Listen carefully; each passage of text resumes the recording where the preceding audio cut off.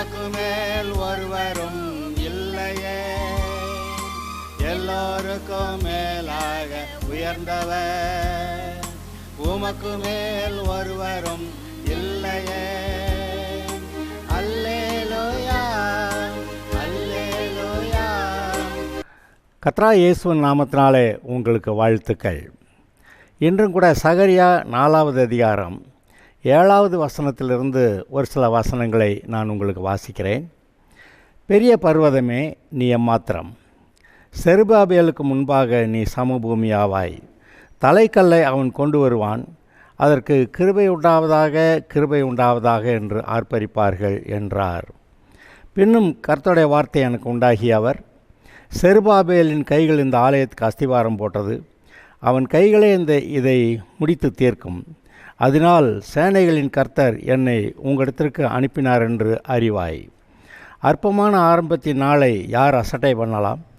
பூமி எங்கும் சுற்றி பார்க்கிறவைகளாகிய கர்த்தருடைய 7 கண்களும் செருபாபேலின் கையில் இருக்கிற தூக்கு நூலை சந்தோஷமாய் பார்க்கிறது என்றார். இந்த வசனங்களை சகரியா 4வது அதிகாரம் 7வது வசனத்திலிருந்து வாசிக்கிறோம். இது உண்மையிலேயே இஸ்ரவேலர் பாபிலோனிலிருந்து, அதாவது சிறையிருப்பிலிருந்து திரும்பி வந்து அங்கே கர்த்தருடைய ஆலயத்தை கட்ட முயற்சிக்கும்போது ஒரு முறை தடை உண்டாகிவிட்டது. ஆலயத்தை கட்ட முடியல. பிறகு ஒரு நேரத்தில் சகரியாவும் அந்த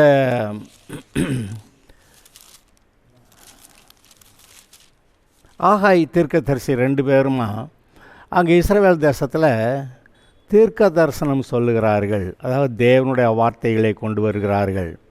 நீங்கள் எழும்பி ஆலயத்தை கட்டுங்கள் என்று அங்கே சொல்லப்படுகிறது.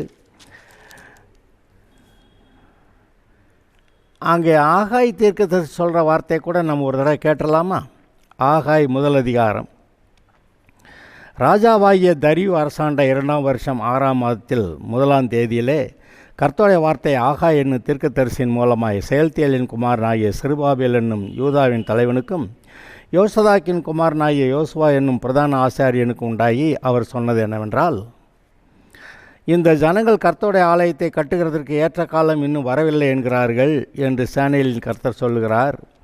ஆனாலும் ஆகாய் என்னும் தீர்க்கதரிசியின் மூலமாய் கர்த்தருடைய வார்த்தை உண்டாகி அவர் சொல்கிறார், இந்த வீடு பாழாய் கிடக்கும்போது நீங்கள் மச்சு பாவப்பட்ட உங்கள் வீடுகளில் குடியிருக்கும்படியான காலம் இதுவோ? இப்போதும் சேனைகளின் கர்த்தர் சொல்லுகிறார், உங்கள் வழிகளை சிந்தித்து பாருங்கள். நீங்கள் திரளாய் விதைத்தும் கொஞ்சமாய் அறுத்து கொண்டு வருகிறீர்கள். நீங்கள் புசித்தும் திருப்தியாகவில்லை, குடித்தும் பரிபூர்ணமடையவில்லை. நீங்கள் வஸ்திரம் உடுத்தியும் ஒருவனுக்கும் குளிர்விடவில்லை. கூலியை சம்பாதிக்கிறவன் பொத்தலான பையிலே போடுகிறவனாய் அதை சம்பாதிக்கிறான். உங்கள் வழிகளை சிந்தித்து பாருங்கள் என்று சேனைகளின் கர்த்தர் சொல்லுகிறார். நீங்கள் மலைகளின் மேல் ஏறி போய் மரங்களை வெட்டி கொண்டு வந்து ஆலயத்தை கட்டுங்கள். அதன் பேரில் நான் பிரியமாயிருப்பேன், அதனால் என் மகிமை விளங்கும் என்று கர்த்தர் சொல்லுகிறார். சகரியா தீர்க்கதரிசியில் இருக்க புஸ்தகத்தை வாசித்தோம். அங்கே கர்த்தர் பெரிய பர்வதமே இந்த செருபாபேலுக்கு நீ முன்னாடி எம்மாத்திரம், பெரிய பர்வதமேன்னா இந்த ஆலயத்தை கட்ட விடாமல் தடுக்கக்கூடிய ஒரு பெரிய பர்வதமாய் பெரிய தடையாய் இருக்கிற பிசாசே நீ எம்மாத்திரம். செருபாபேலின் கைகள் இந்த ஆலயத்துக்கு அஸ்திபாரம் போட்டது, அவன் கைகளை அதை முடித்து தீர்க்கும் அப்படின்னு சொல்கிறார். இங்கே ஆகாய் தீர்க்கதரிசி அந்த புஸ்தகத்தை பார்த்திங்கன்னா அங்கே ஜனங்கள்லாம் சொல்கிறாங்களாம், இந்த ஜனங்கள் ஆலயத்தை கட்டுகிறதற்கு ஏற்ற காலம் இன்னும் வரவில்லை என்கிறார்கள் என்று சேனைகளின் கர்த்தர் சொல்லுகிறார். அப்போ ஜனங்கள் மிதக்கமாயிட்டாங்க, ஆலயம் கட்டுமானது நின்று போய்விட்டது. இப்போ அந்த ஆகாய் தீர்க்கதரிசிக்கிட்ட சொல்லி, நீங்கள் போய் மலையில் ஏறி போய் மரங்களை வெட்டி கொண்டு வந்து ஆலயத்தை கட்டுங்கன்றார். நீங்கள் நன்றாய் கவனியுங்கள். பழைய ஏற்பாட்டில் அங்கே ஆசரிப்பு கூடாரம் இருந்தது. பிறகு அது ஆலயமாய் கட்டப்பட்டது. சாலமோன் ராஜா தான் கட்டினான். பிறகு அவர்கள் சிறையிருப்பு போனபோது ஆலயம் இடிக்கப்பட்டு விட்டது. இப்போ சிறையிருப்பில் போன பிறகு அவங்களுக்கு ஆலயமும் இல்லை, ஆராதனையும் இல்லை. அதனால் கர்த்தரற்ற தேவனற்ற ஒரு வாழ்க்கையை சிறையிருப்பில் வாழ்கிறாங்க. ஆனால் கர்த்தர் இறக்கப்பட்டு மறுபடியுமா அவர்களை தங்களுடைய தேசத்துக்கு கொண்டு வந்து சேர்க்கிறாரு. ஆலயத்தை கட்ட ஆரம்பித்தாங்க, ஆனால் பிரச்சனை வந்துருச்சு, அதனால் நிறுத்திட்டாங்க. அதோட சோர்ந்து போயிட்டாங்க. அதோட மச்சுப்பாகப்பட்ட வீட்டில் போய் தங்கியிருக்க ஆரம்பிச்சிட்டாங்க. ஆலயத்தை கட்டுறதுக்கான அந்த விருப்பம் இல்லாமல் போச்சு. ஆனால் கர்த்தர் ஒரு நேரத்தில் மறுபடி வர்றாரு, ஆலயத்தை கட்டுங்க. நீங்கள் யோசிச்சு பாருங்கள், ஆசரிப்பு கூடாரம் சரி, சாலமோன் கட்டின தேவாலயம் சரி, அதுக்கு பிறகு கட்டின ஏரோதின் தேவாலயம், அதையும் கூட கர்த்தர் இடித்து போட்டார். என்னன்னு கேட்டால், அவைகள் உண்மையான தேவனுடைய ஆலயம் அல்ல. நம்முடைய மனம், நம்முடைய சரீரத்தில் நம்ம இருக்கமே, நம்முடைய மனமே தேவனுடைய ஆலயமாக இருக்கிறது. நீங்கள் தேவனுடைய ஆலயமாக இருக்கிறீர்கள் என்று கர்த்தர் சொல்லுகிறார். இதை நல்லா கவனிச்சிங்கன்னா, பழைய ஏற்பாட்டில் இயேசு கிறிஸ்து வந்து மனிதனுடைய பாவங்களுக்கு பரிகாரம் செய்யும் வரைக்கும் தேவன் வந்து மனிதனுடைய இருதயத்தில் தங்கலை.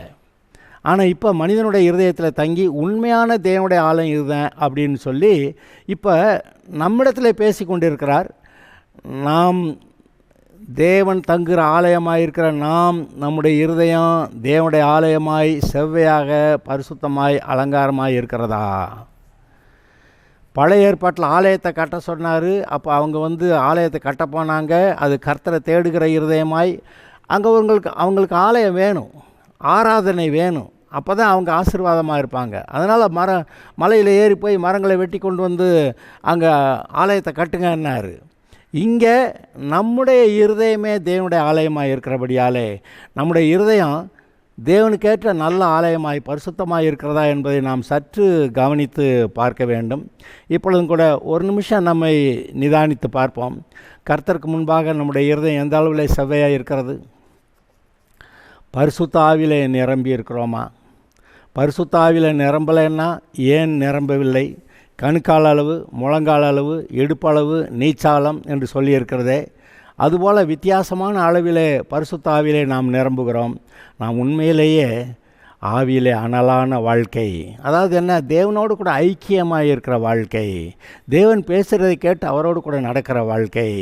நோவா தேவனோட கூட சஞ்சரித்து கொண்டிருந்தான், ஏனோக்கு தேவனோட கூட சஞ்சரித்து கொண்டிருந்தான் என்று வாசிக்கிறோம். அதுபோல் இன்று நாமும் கூட தேவனோட கூட சஞ்சரிப்பதற்கு நாம் அழைக்கப்படுகிறோம். அவர் பேசுகிறதை நாம் கேட்போமாக. அவரோடு கூட ஐக்கியம் நமக்கு பெருகட்டும், அபிஷேகம் பெருகட்டும், கர்த்தருடைய வல்லமை உங்களுக்குள்ளே விளங்கும். கர்த்தருக்கு மகிமையான சாட்சிகளாக இருப்பீர்கள். Okay, God bless you.